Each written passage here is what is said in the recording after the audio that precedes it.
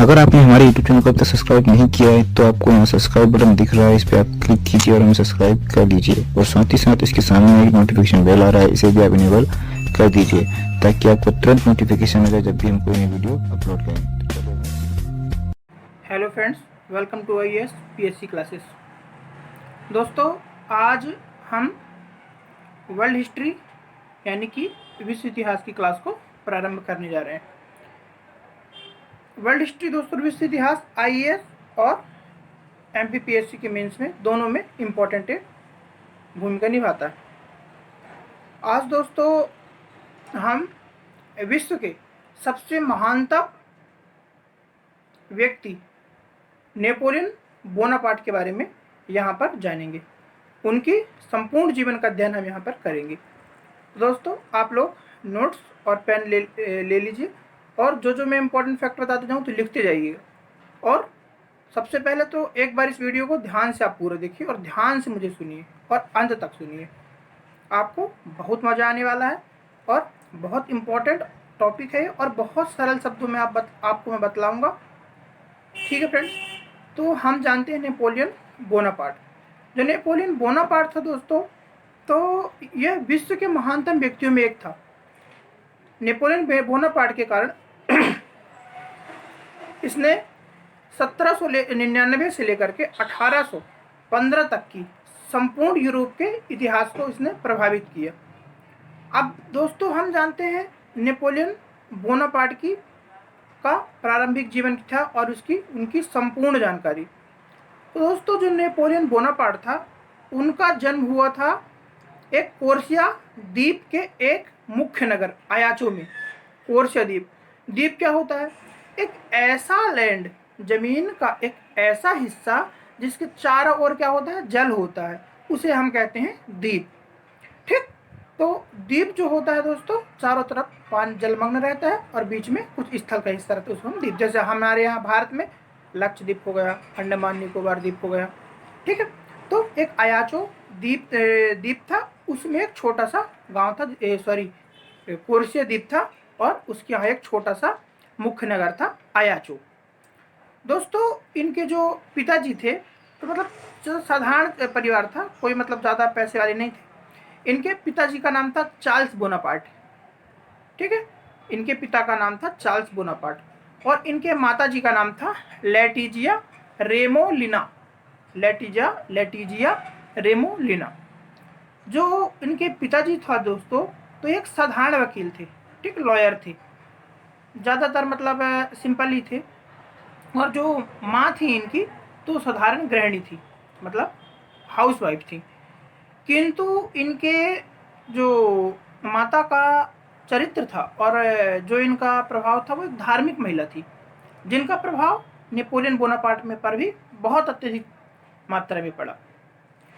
देखो दोस्तों, जो नेपोलियन था ना, जब उसका जन्म के कुछ समय, जब उसका जन्म हुआ था तो उसके कुछ समय ही पूर्व में जो फ्रांस ने क्या किया था? कोर्सिया द्वीप पर अधिकार कर लिया था। ठीक है, मतलब उसके जब उसका जन्म हुआ नहीं था, जन्म होने से पहले ही जो फ्रांस का जो था तो कोर्सिया द्वीप पर अधिकार कर चुका था। फ्रांस के महान दार्शनिक हैं रूसो, आपने सुना होगा इनके बारे में। तो रूसो ने एक भविष्यवाणी की थी। क्या की थी भविष्यवाणी? उनने बोला था कि कोर्सिया का छोटा द्वीप एक दिन पूरे संसार को आश्चर्यचकित कर देगा। ठीक है, पूरा आश्चर्यचकित कर देगा। और रूसो की जो भविष्यवाणी थी वो धीरे धीरे जल्दी ही क्या होती है? सिद्ध होती है। भविष्यवाणी थी वह सत्य भी हुई और नेपोलियन ने एक दिन जो इस कोर्सिया द्वीप की जो धरती ने नेपोलियन जैसे महान व्यक्तित्व को जन्म दिया। नेपोलियन जो दोस्तों लिखता है कि जब मेरा जन्म हुआ था, मैं उस समय पैदा हुआ था जबकि मेरा देश मर रहा था। मतलब क्या था कि जो द्वीप था उस पर फ्रांस ने अधिकार कर लिया था, तो उसने ऐसा एक जगह मेंशन भी किया। अब जैसे जैसे वो बड़ा होने लगता है, नेपोलियन का जो पिता जो थे चार्ल्स बोनापार्ट, तो जो कोर्सिया द्वीप था तो वहाँ पर क्या हुआ? फ्रांस का कब्जा हो गया। तो फ्रांस का कब्जा होने के कारण उनके जो वकील, उनका जो पेशा था तो लॉयर का था, तो उनका पैसा थोड़ा सा कम चलने लगा। तो इस कारण उन्होंने क्या किया कि सोचे कि अब हमको यहाँ से पलायन कर जाना चाहिए, क्योंकि वहाँ पर संकट भी बहुत ज़्यादा आ गया था। यदि एक देश में किसी दूसरे देश का आधिपत्य आ जाए, ठीक है, दूसरा देश उस पर अधिकार कर ले, तो अपने अनुसार वहाँ पर शासन व्यवस्था चलाएगा। तो इस कारण जो उनके पिताजी थे चार्ल्स बोनापार्ट, तो वो 15 अक्टूबर 1778 उनहत्तर में जन्म हुआ, ठीक है, और 9 साल बाद 1778 में वहाँ से क्या किए, वहाँ से वो पलायन कर गए 1778। उन्होंने अपने दोनों पुत्रों के साथ, 2 पुत्र थे उनके, एक नेपोलियन बोनापार्ट और एक और थे, तो दोनों पुत्रों के साथ तूलो बंदरगाह, कहाँ का बंदरगाह है ये, तूलो बंदरगाह से फ्रांस के नगर वर्साय में आ गए। फ्रांस के एक नगर था वर्साय, ठीक है, तो तूलो बंदरगाह से ये कहाँ आ गए, फ्रांस के वर्साय नगर में आ गए। तो वर्साय नगर में आ गए तो यहाँ पर लुई 16वीं की जो वहाँ पे शासन था, ठीक है, वर्साय नगर में। तो जो लुई 16वां था उनसे उन्होंने सहायता मांगी, तो उनने सहायता करी और नेपोलियन बोनापार्ट को स्कूल में प्रवेश मिल गया, ठीक। अब वो स्कूल में क्या कर दिएगा, उनको भर्ती कर दिएगा। नेपोलियन जो बोनापार्ट थे तो उन्होंने ब्रीन की स्कूल में उनको भर्ती कराया। ब्रीन नाम का एक स्कूल था वहाँ पर उनको भर्ती कराया गया। जो नेपोलियन थे तो हाई स्कूल की परीक्षा उन्होंने उत्तीर्ण करी, और उत्तीर्ण करने के उपरांत 19 साल की आयु में, ध्यान दीजिए दोस्तों, 19 साल की आयु में, जब आप 12th पास आउट करते हैं ना, तब की आयु में नेपोलियन को 1789 को तोप खाने में एक सहायक लेफ्टिनेंट की नौकरी मिल गई, सहायक लेफ्टिनेंट की नौकरी मिल गई। अब वहाँ पर वो अपनी जॉब करने लगे। धीरे धीरे समय की गति बदलती है, समय अपनी गति से चलता है। जैसे उनकी जॉब लग गई, फिर कुछ समय पश्चात क्या होता है, तो उनके पिताजी की डेथ हो जाती है।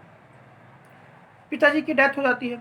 अब पिताजी की डेथ हो जाने के कारण जो नेपोलियन का घर का जो खर्च था, ठीक है, नेपोलियन का जो भरण पोषण था, ठीक है, अपने परिवार का भरण पोषण का जो उत्तरदायित्व था वह नेपोलियन के ऊपर आ गया। अब जो उनकी लेफ्टिनेंट की तोपखाने में जॉब थी, उसी से क्या करते थे, वो अपने घर खर्च चलाते थे। समय दोस्तों आगे बढ़ता है। नेपोलियन को दोस्तों शिक्षा में बहुत ज़्यादा रुचि थी, इसलिए वो पढ़ाई लिखाई बहुत मन लगा कर करते थे। उनको जैसे 12th की उनकी हाई स्कूल हुई थी, और हाई स्कूल के पश्चात उनको जॉब मिल गई थी, जॉब करने लगे थे। लेकिन उच्च शिक्षा करने की भावना कहीं ना कहीं उनके दिल में घर कर गई थी, और वो चाहते थे कि मैं उच्च शिक्षा ग्रहण करूं।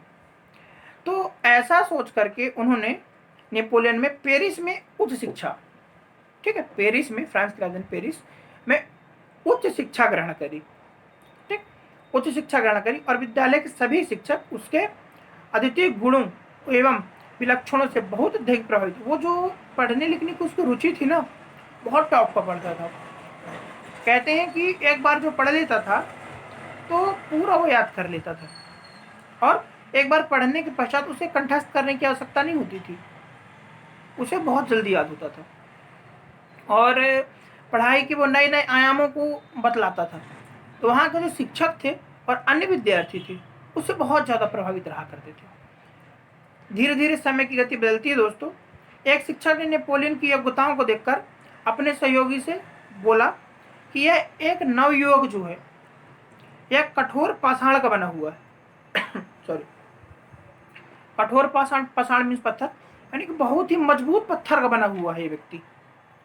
अब बोले क्यों वो दोस्तों, किंतु उसके अंदर एक ज्वालामुखी धधक रहा है। देखिए एक्चुअली हुआ क्या था कि एक व्यक्ति जब उसका जन्म हुआ नहीं था, तो जहाँ का था उसके देश में जहाँ का वो था, उसमें क्या हुआ, किसी दूसरे देश ने अधिकार कर लिया, ठीक है। तो कहीं ना कहीं उसको राष्ट्र प्रेम झलक रहा था, ठीक है।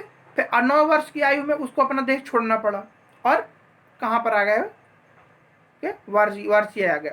तो वार्सिया में आता है, और यहाँ पर उसने क्या करता है, वर्साय में जाता है, वहाँ पर अपनी शिक्षा दीक्षा करता है। जैसे उसकी हाई स्कूल कंप्लीट होती है, उसके बाद उसके पिता की डेथ हो जाती है, फिर उसके पूरा अपना भार आ जाता है अपने परिवार का भरण पोषण करने का। तो इसलिए एक शिक्षक ने उसकी गतिविधियों को देखकर कहा है कि यह जो है बहुत मजबूत पत्थर का बना हुआ है और इसके अंदर एक बहुत बड़ा ज्वालामुखी धधक रहा है। फिर दोस्तों नेपोलियन जो था यह दार्शनिकों को ग्रंथों का भी अध्ययन किया करता था। बताते हैं कि जो नेपोलियन था बहुत ही विद्वान व्यक्ति था, बहुत ही विद्वान व्यक्ति था। ये जो था एक उच्च कोटि का सेनानायक भी था और उच्च कोटि का सेनानायक भी था। दोस्तों धीरे धीरे वे क्या करने इसने लेखन कार्य भी आरंभ कर दिया था। यह उच्च कोटि का लेखक भी साबित हुआ। इसने अपने लेखन कार्य में बहुत अत्यंत ग्रंथों को लिखा, अत्यधिक मात्रा में इसने ग्रंथों को लिखा। सैनिक शिक्षा थी ना, डिफेंस एजुकेशन, उसमें इसकी बहुत ही रुचि थी, बहुत ज़्यादा रुचि थी। वो घंटों तक क्या करता था, सेना के जो मानचित्र रहते हैं ना, मैप जो रहते हैं, सेना के मैप के मतलब हमको यहाँ पास से ऐसे घेरा डालना है, यहाँ से ये से घेरा डालना है, तो इसमें वह अपना बहुत से ज़्यादा मात्रा में क्या समय बिताता था और नए नए जो सैनिकों के जो मानचित्र है ना उनको बनाया करता था। जो अपनी जो मतलब पूरी कमांडो होती है ना, तो कमांडो में बहुत ही शिक्षित सैनिक था। जितने वहाँ पर सैनिक थे वहाँ पर सबसे अत्यधिक मात्रा में सैनिक जो थे, तो सबसे ज़्यादा जो शिक्षा थी तो वह नेपोलियन बोनापार्ट की थी। नेपोलियन बोनापार्ट दोस्तों इतने महत्वपूर्ण व्यक्ति थे कि हमारे जो भारत के गुप्त काल के जो शासक थे समुद्रगुप्त, आपने नाम सुना होगा, बहुत क्वेश्चन, बहुत बार हजारों बार क्वेश्चन आ चुका, भारत का नेपोलियन किसे कहते हैं, समुद्रगुप्त। तो जो हमारे शासक थे गुप्तास पीरियड्स के, गुप्त वंश के समुद्रगुप्त, तो समुद्रगुप्त के समान ही ये भी बलशाली थे। इसलिए हमारे भारत के जो शासक है समुद्रगुप्त, उनकी तुलना नेपोलियन से की जाती है। ठीक है दोस्तों, तो मैं आशा करता हूँ कि नेपोलियन का कुछ कॉन्सेप्ट आपको यहाँ पर समझ आया होगा कि नेपोलियन थे कौन। ठीक, मैं थोड़ा सा पृष्ठभूमि और बनाना चाहूँगा। क्या था दोस्तों, जो फ्रांस था, जो कॉर्सिया द्वीप की हम बात करते हैं, जो कॉर्सिया द्वीप था ना वो फ्रांस के पास ही में था। ठीक है, और जो फ्रांस के जो था उसने कॉर्सिया द्वीप पर कब्जा कर लिया था। तो कहीं ना कहीं नेपोलियन बोनापार्ट की जो मंशा थी कि मैं अपने जो राज्य को मुक्त कराऊं और उसको गुलामी के बंधनों से आज़ाद कराऊं।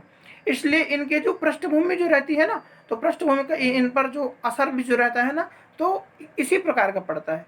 देखिए आप देखते हैं जैसे ये शिक्षा इनकी कंप्लीट होती है तो ये जॉब कौन सी ऑफर करते हैं, सैनिक तोप में लेफ्टिनेंट बनते हैं।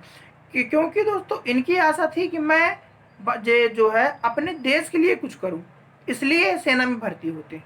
और सेना में भर्ती होने के बाद देखिए उस समय क्या होता था, यदि अपन को अपने देश के लिए कुछ करना है तो अपन को सेना में भर्ती होना ही पड़ता था। इतिहास में हम बहुत सारे शासकों को देखेंगे जो कि सेना में भर्ती होकर के, आप जैसे अलाउद्दीन खिलजी को देख लो आप। जब जलालुद्दीन खिलजी का शासन होता है तो अलाउद्दीन जो खिलजी रहता है तो वह मुख्य सेनापति रहता है, सेना का जो कमांडर रहता है मुख्य रहता है। बाजीराव पेशवा को देख लो आप, बाजीराव द्वितीय को, वो भी पहले क्या रहते हैं, मुख्य सेनापति ही रहते हैं, फिर उनको पेशवा की उपाधि मिलती है। ठीक है फ्रेंड्स, तो नेपोलियन बोनापार्ट का हमने आज अध्ययन किया। यह हमारी वर्ल्ड इतिहास की फर्स्ट क्लास थी। तो दोस्तों यह वीडियो कैसी लगी आपको, इस वीडियो पर आप अपने विचार दें, जो कि कमेंट सेक्शन पे आप यहाँ पे नोट कर सकते हैं। और आपको यदि पसंद आई हो तो इस वीडियो को लाइक करें और हमारे चैनल को सब्सक्राइब करें और बेल आइकन को प्रेस जरूर करें, ताकि जैसे जैसे हम वीडियो डालें तो आपको वीडियो की नोटिफिकेशन मिलते रहे। ठीक है फ्रेंड्स, तो मिलते हैं नए वीडियो में नए लेक्चर के साथ। तब तक के लिए आप घर पर रहिए, सुरक्षित रहिए।